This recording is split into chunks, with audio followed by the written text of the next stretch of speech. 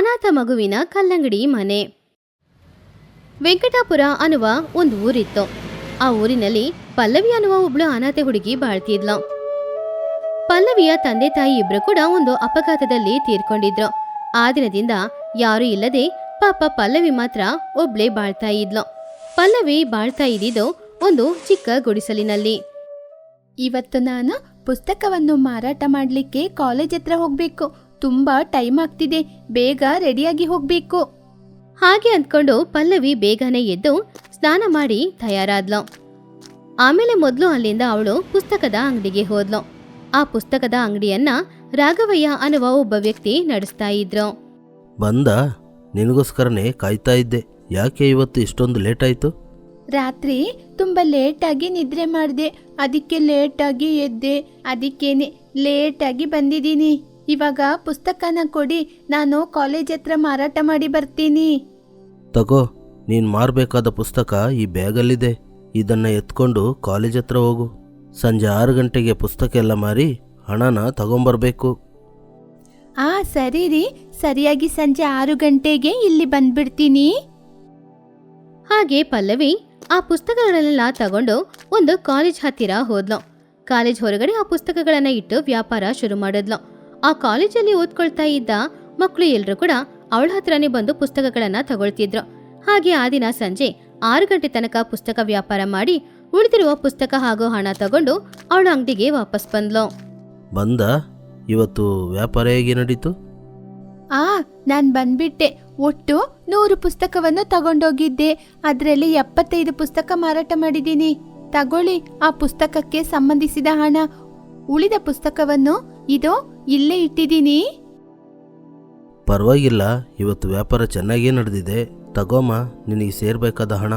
ಹಾಗಂತ ರಾಘವಯ್ಯ ಸ್ವಲ್ಪ ಹಣನ ಪಲ್ಲವಿಗೋಸ್ಕರ ಕೊಟ್ಟ. ಪಲ್ಲವಿ ಅವನ್ ಕೊಟ್ಟ ಆ ಹಣನ ತಗೊಂಡು ತುಂಬಾನೇ ಸಂತೋಷವಾಗಿ ಅವಳು ಬಾಳ್ತಾ ಇದ್ದ ಮನೆಯೊಳಗಡೆ ಹೋದ್ಲು. ಈ ಮನೆ ಬೀಳುವ ಹಾಗಿದೆ. ಇದು ಬಿಸಿಲು ಕಾಲ ಆದ ಕಾರಣ ಪರವಾಗಿಲ್ಲ. ಮಳೆಕಾಲ ಮುಂದೆ ಬರ್ತಾ ಇದೆ, ಅವಾಗ ಖಂಡಿತವಾಗಿ ಈ ಮನೆ ಬಿದ್ದೋಗುತ್ತೆ. ಹಾಗೆ ಪಲ್ಲವಿ ಅವಳ ಮನೆ ಪರಿಸ್ಥಿತಿಯ ಬಗ್ಗೆ ಯೋಚನೆ ಮಾಡಿ ಬೇಜಾರು ಮಾಡ್ಕೊಳ್ತಿದ್ಲು. ಆಮೇಲೆ ಅವಳು ಅವಳ ಮನೇಲಿಟ್ಟ ವೆಂಕಟೇಶ್ವರ ಸ್ವಾಮಿ ಫೋಟೋ ಮುಂದ್ಗಡೆ ಹೋಗಿ ಕೂತ್ಕೊಂಡ್ಲು. ಸ್ವಾಮಿ, ನಮ್ ತಾಯಿ ಏನೇ ಕಷ್ಟ ಬಂದ್ರೂ ನಿಮ್ ಜೊತೆ ಹೇಳ್ಕೊಳಕ್ಕೆ ಹೇಳಿದ್ದಾರೆ. ನಮ್ ತಂದೆ ತಾಯಿ ಇರುವಾಗ ಅವರು ಒಳ್ಳೆ ಮನೆ ಕಟ್ಕೋಬೇಕು ಅಂತ ತುಂಬಾನೇ ಆಸೆ ಪಟ್ಟಿದ್ರು. ಆದ್ರೆ ಅವ್ರು ತೀರ್ಕೊಂಡ್ರು. ನನ್ನ ತಂದೆ ತಾಯಿಯ ಆಸೆ ಪ್ರಕಾರ ನಾನು ಒಂದು ಒಳ್ಳೆ ಮನೆಯನ್ನು ಕಟ್ಬೇಕು ಸ್ವಾಮಿ. ಅದಕ್ಕೆ ನೀವೇ ನನಗೆ ಸಹಾಯ ಮಾಡ್ಬೇಕು. ನಾನು ಅವರ ಆಸೆ ಪ್ರಕಾರ ಮನೆ ಕಟ್ಬೇಕು. ಹಾಗೆ ಪಲ್ಲವಿ ವೆಂಕಟೇಶ್ವರ ಸ್ವಾಮಿಯ ಹತ್ತಿರ ಬೇಡ್ಕೊಂಡು ಆಮೇಲೆ ಅಡಿಗೆ ಮಾಡಿ ಊಟ ಮಾಡಿ ಅವಳು ಮಲ್ಗೆ ನಿದ್ರೆ ಮಾಡಿದ್ಲು. ವೆಂಕಟೇಶ್ವರ ಸ್ವಾಮಿ ಇದೆಲ್ಲವನ್ನು ಗಮನಿಸ್ತಾನೇ ಇದ್ರು. ಮರುದಿನ ಪಲ್ಲವಿ ಯಾವಾಗ್ಲೂ ತರ ಬೇಗನೆ ಎದ್ದು ಸ್ನಾನ ಮಾಡಿ ತಯಾರಾಗಿ ಪುಸ್ತಕಗಳನ್ನ ತಗೊಂಡು ಕಾಲೇಜ್ ಹತ್ರ ಮಾರೋದಕ್ಕೋಸ್ಕರ ಹೋದ್ಲು. ಹಬ್ಬಬ್ಬಬ್ಬಾ, ಬಿಸಿಲು ಜಾಸ್ತಿ ಇದೆ. ಈ ಬಿಸಿಲಲ್ಲಿ ಕೂತ್ಕೊಂಡು ಪುಸ್ತಕ ಮಾರೋದು ತುಂಬಾ ಕಷ್ಟ ಆಗ್ತಿದೆ. ಸ್ವಾಮಿ ವೆಂಕಟೇಶ್ವರ, ಈ ಬಿಸಿಲನ್ನು ಸ್ವಲ್ಪ ಕಡಿಮೆ ಮಾಡಿ ಸ್ವಾಮಿ. ಹಾಗಂತ ಪಲ್ಲವಿ ವೆಂಕಟೇಶ್ವರ ಸ್ವಾಮಿಯ ಹತ್ತಿರ ಬೇಡ್ಕೊಂಡ್ಲು. ಅಷ್ಟೇ, ತಕ್ಷಣ ಅಲ್ಲಿ ಮಳೆ ಸುರಿಯಕ್ಕೆ ಶುರುವಾಯ್ತು. ಅದನ್ನ ನೋಡಿ ಅವಳು ತುಂಬಾನೇ ಆಶ್ಚರ್ಯಪಟ್ಲು. ಅಯ್ಯೋ, ಇಷ್ಟೊತ್ತು ಎಷ್ಟೊಂದು ಬಿಸಿಲು ಇತ್ತು, ಇವಾಗ ಇದ್ದಕ್ಕಿದ್ದಂಗೆ ಮಳೆ ಬರ್ತಾ ಇದೆ. ಸ್ವಾಮಿನ ಬೇಡಿಕೊಂಡ ತಕ್ಷಣ ಸ್ವಾಮಿ ನಿಮಗೆ ತುಂಬಾ ಧನ್ಯವಾದಗಳು. ಹಾಗಂತ ಪಲ್ಲವಿ ವೆಂಕಟೇಶ್ವರ ಸ್ವಾಮಿಗೆ ಧನ್ಯವಾದ ತಿಳಿಸದ್ಲು. ಹಾಗೆ ಆ ದಿನ ವ್ಯಾಪಾರ ಎಲ್ಲ ಮುಗಿಸ್ಕೊಂಡು ಅವಳು ಹಣ ತಗೊಂಡು ಹೋಗಿ ರಾಘವಯ್ಯನಿಗೆ ಕೊಟ್ಟಾಗ ರಾಘವಯ್ಯ ಅವಳಿಗೆ ಸ್ವಲ್ಪ ಹಣ ಕೊಟ್ರು. ಅದನ್ನ ತಗೊಂಡು ಅವಳು ಮನೆಗೆ ಬಂದ್ಲು. ಅಯ್ಯೋ, ಮಳೆ ಬಂದ ಕಾರಣದಿಂದ ನನ್ನ ಮನೆ ಎಲ್ಲ ಬಿದ್ದೋಗ್ಬಿಟ್ಟಿದೆ. ಎಲ್ಲ ನನ್ನ ಕರ್ಮ.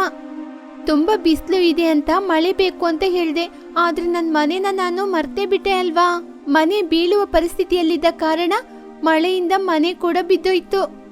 ಹಾಗಂತ ಪಲ್ಲವಿ ಪಾಪ ತುಂಬಾನೇ ಬೇಜಾರು ಮಾಡ್ಕೊಂಡು ಅಲ್ಲೇ ಕೂತ್ಕೊಂಡು ಅವಳು ಅಳ್ತಾ ಇದ್ಲು. ಆವಾಗ್ಲೇ ಆ ಕಡೆ ಒಬ್ರು ವಯಸ್ಸಾದ ಅಜ್ಜ ಬಂದ್ರು. ಅವ್ರ ಹತ್ರ ಇದ್ದ ಚೀಲದಲ್ಲಿ ಸುಮಾರು ಕಲ್ಲಂಗಡಿ ಹಣ್ಣುಗಳು ಇತ್ತು. ಇಲ್ಲಿ ನೋಡು ಮಗು, ಈ ಕಡೆ ಎತ್ತಿನ ಗಾಡಿ ಏನಾದ್ರೂ ಬರುತ್ತಾ? ಇಲ್ಲ, ಯಾವ ರೀತಿಯ ಎತ್ತಿನ ಗಾಡಿ ಕೂಡ ಬರ್ಲೇ ಇಲ್ಲ. ಅಯ್ಯಯ್ಯೋ, ಎತ್ತಿನ ಗಾಡಿ ಹೋಗ್ಬಿಡ್ತಾ? ಇವಾಗ ನಾನು ಊರಿಗೆ ಹೇಗೆ ಹೋಗೋದು? ಏನ್ ನಡೀತು? ಯಾಕೆ ನೀವು ಅಷ್ಟೊಂದು ಚಿಂತೆ ಮಾಡ್ತಿದ್ದೀರಾ? ಇವತ್ತು ನಾನು ಕಲ್ಲಂಗಡಿ ಹಣ್ಣಿನ ವ್ಯಾಪಾರ ಮಾಡಲಿಕ್ಕೆ ಈ ಕಡೆ ಬಂದೆ. ಈ ಊರಲ್ಲೇ ನಾನು ಹಣ್ಣನ್ನು ವ್ಯಾಪಾರ ಮಾಡೋದು. ನಾನು ಮಾತ್ರ ಅಲ್ಲ, ನಮ್ಮ ಊರಿನ ಜನರು ಕೂಡ ಇದೇ ಊರಿಗೆ ವ್ಯಾಪಾರಕ್ಕೆ ಬರ್ತಾರೆ.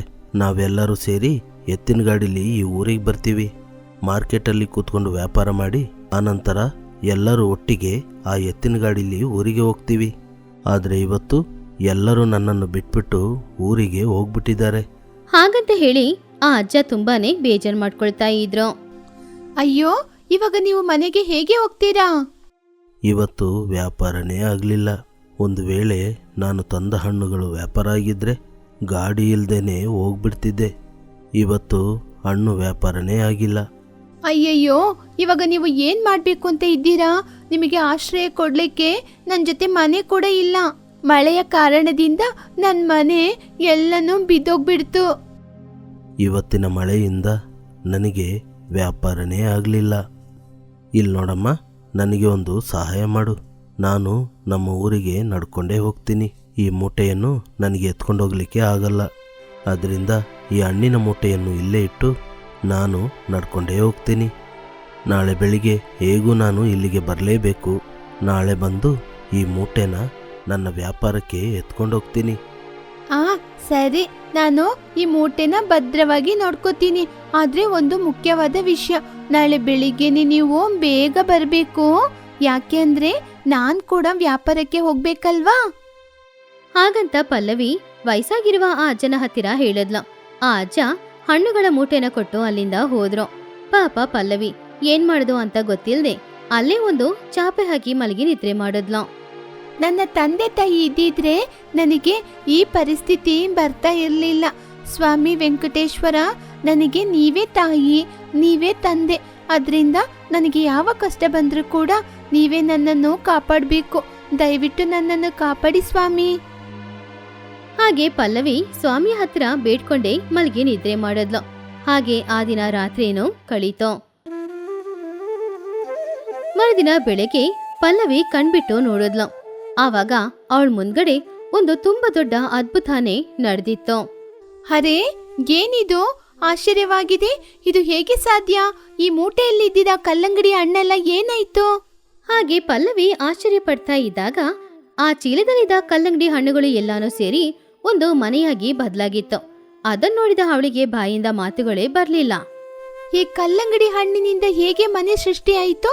ಈ ಮನೆ ನೋಡ್ಲಿಕ್ಕೆ ತುಂಬಾ ಚೆನ್ನಾಗಿದೆ, ಆದ್ರೆ ಇದು ಹೇಗೆ ಸಾಧ್ಯ ಆಯ್ತು ಅಂತ ಅರ್ಥನೇ ಆಗಲ್ವೇ? ಹಾಗೆ ಪಲ್ಲವಿ ಆ ಕಲ್ಲಂಗಡಿ ಮನೇನ ನೋಡ್ತಾ ಇದ್ಲು. ಆವಾಗ ನಿನ್ನೆ ಬಂದ ಆ ಅಜ್ಜ ಪಲ್ಲವಿಯ ಹತ್ತಿರ ಬಂದ್ರು. ಇಲ್ಲಿ ನೋಡಮ್ಮ, ನೀನು ಹೇಳಿದಾಗೆ ಬೇಗ ಬಂದಿದ್ದೀನಿ. ನನ್ನ ಕಲ್ಲಂಗಡಿ ಮೂಟೆಯನ್ನು ನೀನು ಕೊಟ್ರೆ ನಾನು ಇಲ್ಲಿಂದ ಹೊರಟೋಗ್ತೀನಿ. ಒಂದು ಸಲ ಅಲ್ಲಿ ನೋಡಿ, ಕಲ್ಲಂಗಡಿ ಹಣ್ಣಿನಿಂದ ಮನೆ ಸೃಷ್ಟಿಯಾಗಿದೆ. ಅರೆ, ಇದು ಹೇಗೆ ಸಾಧ್ಯ? ನೀನು ಹಣ್ಣಿನಿಂದ ಮನೆಯನ್ನು ಕಟ್ಟಿದೀಯಾ? ನೀನೇನೋ ಮಾಯೆ ಮಾಡಿದ್ಯಾ? ಇಲ್ಲ ಇಲ್ಲ, ನಾನು ಏನು ಮಾಡ್ಲಿಲ್ಲ. ನಿಜವಾಗ್ಲೂ ಈ ಮೂಟೆಯಲ್ಲಿದ್ದ ಹಣ್ಣು ಹೇಗೆ ಮನೆಯಾಗಿ ಸೃಷ್ಟಿಯಾಯಿತು ಅಂತ ನನಗೆ ಸಂಗತಿ ಗೊತ್ತಿಲ್ಲ. ಅರ್ಥ ಆಗ್ತಾ ಇಲ್ಲ ಅಂದ್ರೆ ಏನರ್ಥ? ನಾನು ನಿನಗೆ ಕಲ್ಲಂಗಡಿ ಮೂಟೆಯನ್ನು ಕೊಟ್ಟೋದೆ. ನೀನೇನೋ ಮಾಯೆ ಮಂತ್ರ ಮಾಡಿ ಹಣ್ಣುಗಳನ್ನು ಇಟ್ಟಿಗೆಯಾಗಿ ಬದಲಾಯಿಸಿ ಮನೆಯನ್ನು ಕಟ್ಟಿದ್ದೀಯಾ? ಅಯ್ಯಯ್ಯೋ, ಇಲ್ಲ ಇಲ್ಲ, ನಾನು ಹೊರಗಡೆನೆ ನಿದ್ರೆ ಮಾಡಿದೆ. ಬೆಳಿಗ್ಗೆ ಎದ್ದು ನೋಡುವಾಗ ಈ ಮನೆ ನನ್ನ ಎದುರಲ್ಲಿದೆ. ಇದರಲ್ಲಿ ನನ್ನ ತಪ್ಪು ಏನೂ ಇಲ್ಲ. ಇಲ್ಲ ಇಲ್ಲ, ನಿನಗೆ ಗೊತ್ತಿಲ್ಲದೆ ಹೇಗೆ ಸಾಧ್ಯ? ನಾನಿವಾಗ ಹೇಗೆ ಮಾರಾಟ ಮಾಡೋದು? ಎಷ್ಟೋ ಕಷ್ಟಪಟ್ಟು ಈ ಕಲ್ಲಂಗಡಿ ಹಣ್ಣನ್ನು ತಂದೆ. ಇವಾಗ ನಾನು ನನ್ನ ಕುಟುಂಬವನ್ನು ಹೇಗೆ ಸಾಕೋದು? ನೀನೇನು ಅಂದ್ರೆ ಹಣ್ಣಿನಲ್ಲಿ ಇಟ್ಟಿಗೆಯನ್ನು ಮಾಡಿ ಮನೆಯನ್ನು ಕಟ್ಟಿದ್ದೀಯ. ಹಾಗಂತ ಆ ಅಜ್ಜ ಜಗಳ ಮಾಡಕ್ಕೆ ಶುರು ಮಾಡಿದ್ರು. ಆವಾಗ ಪಲ್ಲವಿ ಅವಳ ಹತ್ರ ಇದ್ದ ವೆಂಕಟೇಶ್ವರ ಸ್ವಾಮಿ ಫೋಟೋನ ತಗೊಂಡ್ ಬಂದು ಈ ರೀತಿ ಹೇಳಿದ್ಲು. ನನಗೆ ವೆಂಕಟೇಶ್ವರ ಸ್ವಾಮಿ ಅಂದ್ರೆ ಅಪಾರವಾದ ಭಕ್ತಿ. ನನ್ನ ಸ್ವಾಮಿಯ ಮೇಲೆ ಪ್ರಮಾಣ ಮಾಡಿ ಹೇಳ್ತಾ ಇದ್ದೀನಿ, ಈ ಕಲ್ಲಂಗಡಿ ಮನೆಗೂ ನನಗೂ ಯಾವ ಸಂಬಂಧನೂ ಇಲ್ಲ. ನಾನು ನಿಮ್ಮ ಹಣ್ಣುಗಳನ್ನು ಮುಟ್ಟಲೇ ಇಲ್ಲ. ಹಾಗಂತ ಹೇಳಿದ್ಲು ಪಲ್ಲವಿ. ಅದನ್ನು ಕೇಳಿದ ಆ ಅಜ್ಜ ನಗುತ್ತಾ ಸ್ವಾಮಿ ವೆಂಕಟೇಶ್ವರ ರೂಪಕ್ಕೆ ಬದಲಾದ್ರು. ಪರವಾಗಿಲ್ಲವೇ, ನನ್ನ ಮೇಲೆ ನಿನಗೆ ಭಕ್ತಿ ತುಂಬಾ ಜಾಸ್ತಿನೇ ಇದೆ. ಸ್ವಾಮಿ, ನೀವೇನಾ? ತುಂಬಾ ಭಯಪಟ್ಬಿಟ್ಟೆ. ಇದೆಲ್ಲ ಹೇಗೆ ನಡೀತು? ನೀನೇ ತಾನೇ ನನ್ನನ್ನು ಕೇಳಿದೆ ಏನಾದರೂ ಆಶ್ರಯ ಬೇಕು ಅಂತ. ಅದಕ್ಕೇನೆ ಈ ಮನೆಯನ್ನು ನಿನಗೆ ವರವಾಗಿ ಕೊಟ್ಟಿದ್ದೇನೆ. ಈ ಮನೆ ದೃಢವಾಗಿರುತ್ತೆ. ಎಷ್ಟೇ ಗಾಳಿ ಮಳೆ ಬಂದರೂ ಏನೂ ಆಗಲ್ಲ. ಬೇಸಿಗೆ ಕಾಲದಲ್ಲಿ ತಂಪಾಗಿರುತ್ತೆ. ಈ ಮನೆಯನ್ನು ನಾನು ನಿನಗೆ ಬಹುಮಾನವಾಗಿ ಕೊಟ್ಟಿದ್ದೀನಿ. ತುಂಬಾ ಧನ್ಯವಾದಗಳು ಸ್ವಾಮಿ. ನಿಮ್ಮ ಸಹಾಯನ ನಾನು ಯಾವತ್ತೂ ಮರೆಯುವುದಿಲ್ಲ. ಹಾಗೆ ಪಲ್ಲವಿ ವೆಂಕಟೇಶ್ವರ ಸ್ವಾಮಿಗೆ ಕೈ ಮುಗ್ದು ಧನ್ಯವಾದ ತಿಳಿಸಿದ್ಲು. ವೆಂಕಟೇಶ್ವರ ಸ್ವಾಮಿನು ಪಲ್ಲವಿಯನ್ನ ಮನಸಾರೆ ಆಶೀರ್ವಾದ ಮಾಡಿ ಆಮೇಲೆ ಅಲ್ಲಿಂದ ಮಾಯವಾದ್ರು. ಹಾಗೆ ಸ್ವಾಮಿ ಕೊಟ್ಟ ಆ ಕಲ್ಲಂಗಡಿ ಹಣ್ಣಿನ ಮನೆಯಲ್ಲಿ ಪಲ್ಲವಿ ಸಂತೋಷವಾಗಿ ಬಾಳ್ತಿದ್ಲು. ಮಾಂಗಲ್ಯಪುರ ಅನ್ನುವ ಊರಿನಲ್ಲಿ ಸುಭದ್ರ ಅನ್ನುವ ಒಬ್ಬಳು ಚಿಕ್ಕ ಹುಡುಗಿ ಇದ್ಲು. ಸುಭದ್ರಾಳಿಗೆ ಬರೀ 8 ವಯಸ್ಸೇ ಆಗಿತ್ತು. ಅವಳು ವೆಂಕಟೇಶ್ವರ ಸ್ವಾಮಿಯ ದೊಡ್ಡ ಭಕ್ತೆಯಾಗಿದ್ಲು. ಪಾಪ ಅವಳೊಬ್ಳು ಅನಾಥೆ.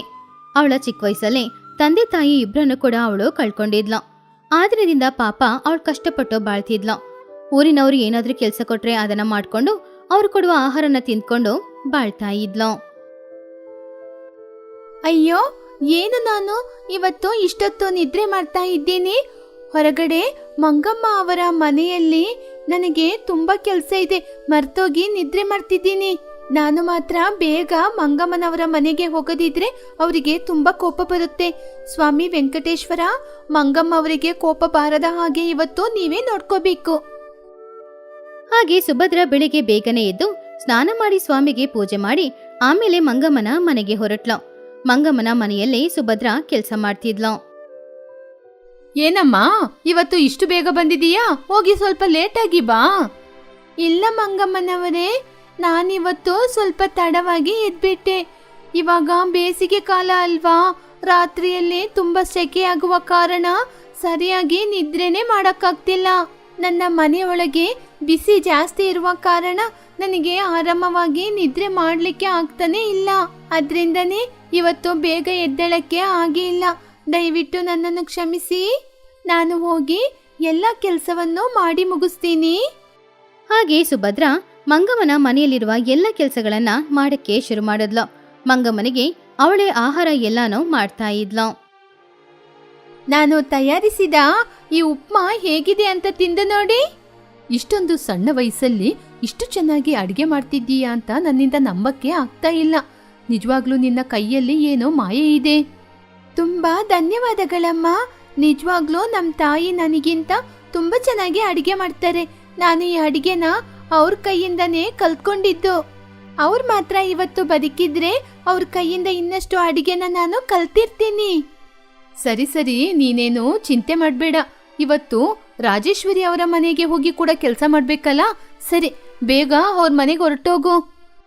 ಹಾಗೆ ಮಂಗಮ್ಮ ಹೇಳಿದ್ರಿಂದ ಸುಭದ್ರ ರಾಜೇಶ್ವರಿ ದೇವಿಯ ಮನೆಗೆ ಹೋದ್ಲು. ರಾಜೇಶ್ವರಿ ದೇವಿಯ ಮನೆಯಲ್ಲಿದ್ದ ಎಲ್ಲ ಕೆಲಸಗಳನ್ನ ಕೂಡ ಸುಭದ್ರ ಮಾಡಕ್ಕೆ ಶುರು ಮಾಡಿದ್ಲು. ಇವಾಗ ಎಲ್ಲ ನಿನಗೆ ಸೋಮಾರಿತನ ಜಾಸ್ತಿ ಆಗಿರೋದ್ರಿಂದ ಮನೆನ ನೀನು ಚೆನ್ನಾಗಿ ಕ್ಲೀನ್ ಮಾಡ್ತಾ ಇಲ್ಲ. ಅಲ್ಲಲ್ಲಿ ಧೂಳುಗಳಿದೆ. ಅಯ್ಯೋ ಹೌದಾ ಅಮ್ಮನವರೇ, ಇನ್ ಮುಂದೆ ನಾನು ಸರಿಯಾಗಿ ಕೆಲಸ ಮಾಡ್ತೀನಿ. ಎಲ್ಲಾದ್ರೂ ಕಸ ಕಡ್ಡಿಗಳಿದ್ರೆ ಆವಾಗ್ಲೇ ನನಗೆ ಕರೆದು ಹೇಳಿ. ನಾನು ತುಂಬಾ ಕ್ಲೀನ್ ಆಗಿ ಕೆಲಸ ಮಾಡಿ ಹೋಗ್ತೀನಿ. ಹಾಗೆ ಸುಭದ್ರ ತುಂಬಾನೇ ಕಷ್ಟಪಟ್ಟು ಕೆಲಸಗಳನ್ನ ಮಾಡ್ತಾ ಇದ್ಲು. ಆ ಊರಿನವರು ಅವ್ರ ಮನೆಯಲ್ಲಿ ಏನೇ ಕೆಲಸ ಇದ್ರೋ ಸರಿ ಅದನ್ನೆಲ್ಲ ಸುಭದ್ರ ಕೈಯಿಂದಾನೇ ಮಾಡಿಸ್ಕೊಳ್ತಾ ಇದ್ರು. ಹಾಗೆ ಮಧ್ಯಾಹ್ನದ ಸಮಯದ ತನಕ ಸುಭದ್ರ ಎಲ್ಲ ಕೆಲಸಗಳನ್ನ ಮಾಡಿ ಮುಗಿಸಿ ಆಮೇಲೆ ಅಲ್ಲಿಂದ ಮನೆಗೆ ಬಂದ್ಲು. ಬೆಳಿಗ್ಗೆಯಿಂದ ಎಷ್ಟೋ ಜನರ ಮನೆಯಲ್ಲಿ ಕಷ್ಟಪಟ್ಟು ಕೆಲಸ ಮಾಡಿದ್ದೀನಿ.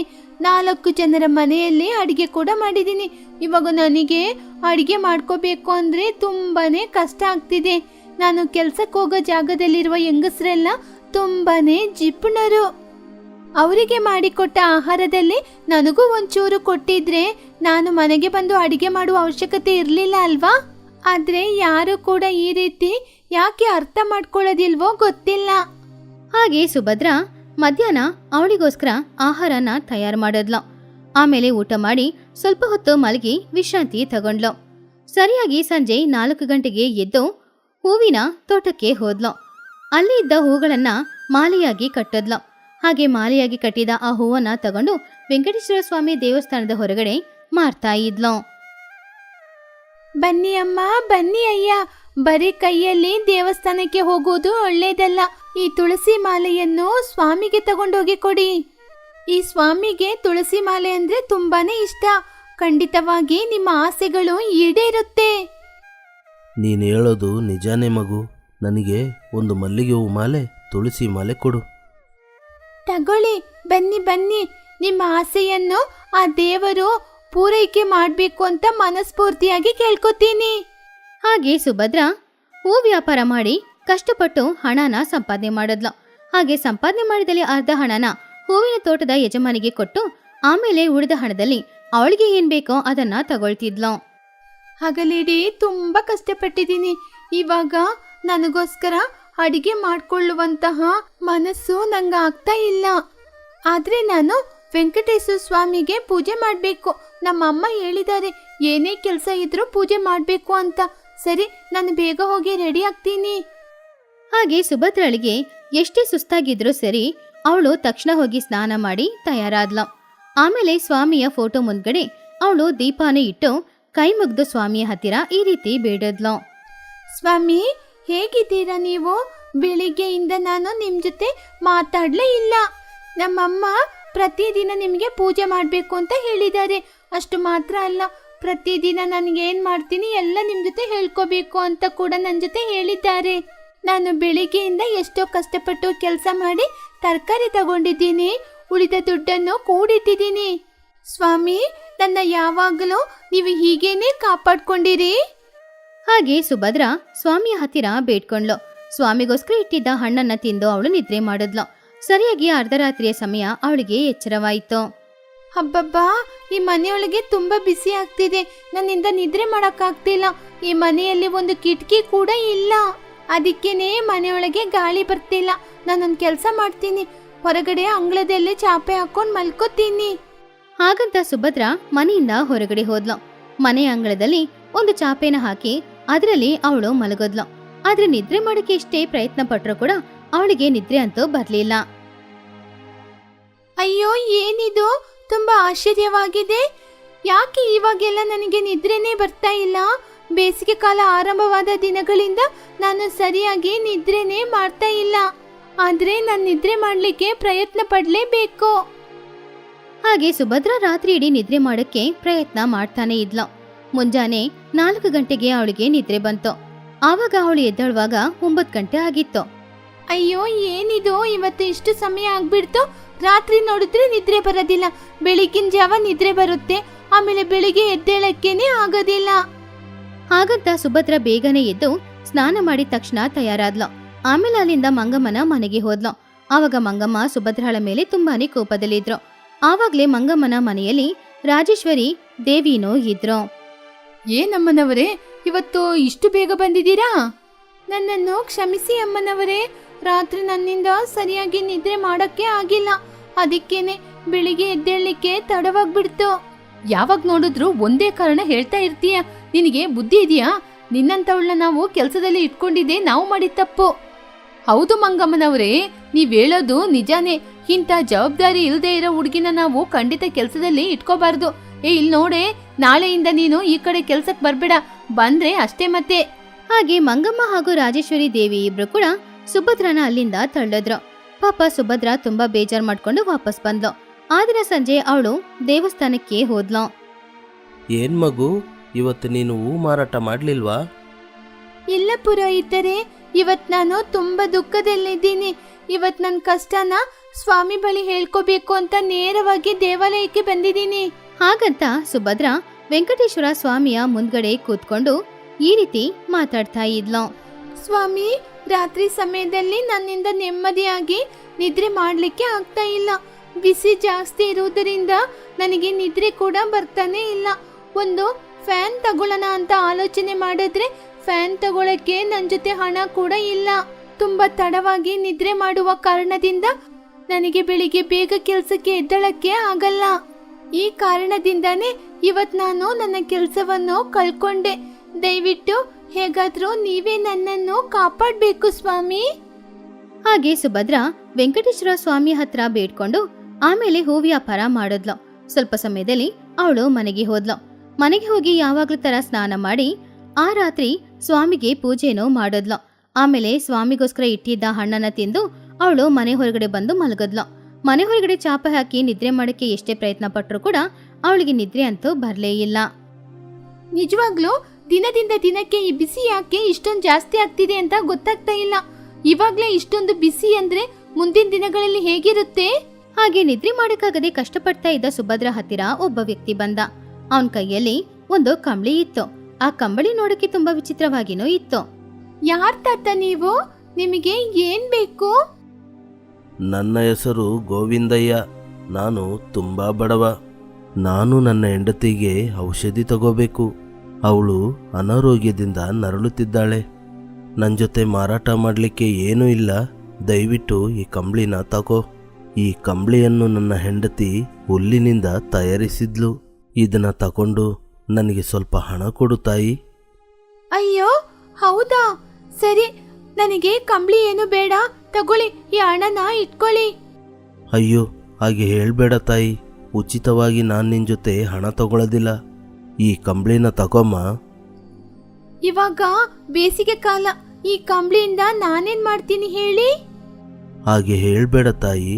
ಯಾರಿಗ್ ಗೊತ್ತು ಯಾವ ವಸ್ತು ಯಾವ ಸಮಯದಲ್ಲಿ ಉಪಯೋಗ ಆಗುತ್ತೆ ಅಂತ. ಹಾಗೆ ಸುಭದ್ರಾಳಿಗೋಸ್ಕರ ಆ ಕಂಬಳಿನ ಕೊಟ್ಟು ಆ ವ್ಯಕ್ತಿ ಅಲ್ಲಿಂದ ಹೋಗ್ಬಿಟ್ರು.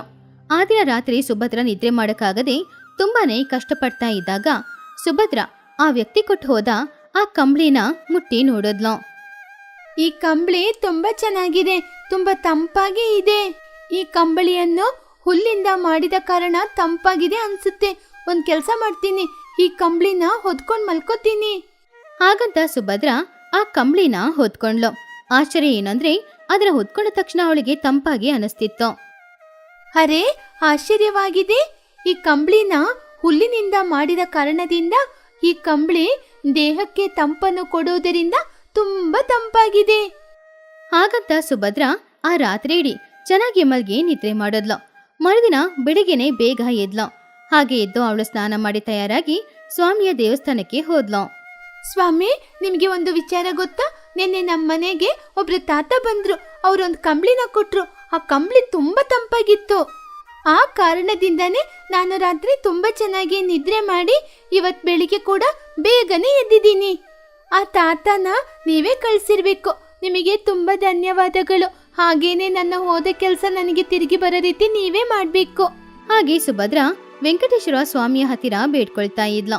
ಆವಾಗ ಸ್ವಾಮಿಯ ವಿಗ್ರಹದಿಂದ ಅವಳಿಗೆ ಧ್ವನಿ ಕೇಳಿಸ್ತು. ರಾತ್ರಿ ನಿನ್ನ ಬಳಿ ಬಂದು ನಿನಗೆ ಕಂಬಳಿ ಕೊಟ್ಟಿದ್ದು ಬೇರೆ ಯಾರೂ ಅಲ್ಲ, ನಾನೇ. ಆ ಕಂಬಳಿಯಿಂದ ನೀನು ಆರಾಮವಾಗಿ ನಿದ್ರೆ ಮಾಡಿದೀಯ. ತುಂಬಾ ಸಂತೋಷ. ಅದು ಮಾತ್ರವಲ್ಲ, ನಾನು ನಿನಗೆ ಒಂದು ಕೆಲಸವನ್ನು ನೋಡಿದ್ದೀನಿ. ದೇವಾಲಯದ ಹತ್ರ ಸ್ವಲ್ಪ ಖಾಲಿ ಸ್ಥಳದಲ್ಲಿ ಸ್ವಲ್ಪ ಹುಲ್ಲಿದೆ. ಆ ಹುಲ್ಲಿಗೆ ಒಂದು ವಿಶೇಷ ಇದೆ. ಆ ಹುಲ್ಲು ತುಂಬ ತಂಪಾಗಿರುತ್ತೆ. ಆ ಹುಲ್ಲಿನಿಂದ ಕಂಬಳಿಯನ್ನು ತಯಾರಿಸಿ ಬೇಸಿಗೆಯಲ್ಲಿ ವ್ಯಾಪಾರ ಮಾಡು, ನಿನಗೆ ಶುಭವಾಗುತ್ತೆ. ಹಾಗೆ ಸ್ವಾಮಿ ಸುಭದ್ರ ಹತ್ತಿರ ಹೇಳಿದ್ರು. ಸುಭದ್ರ ಅದನ್ ಕೇಳಿ ಸಂತೋಷಪಟ್ಲು.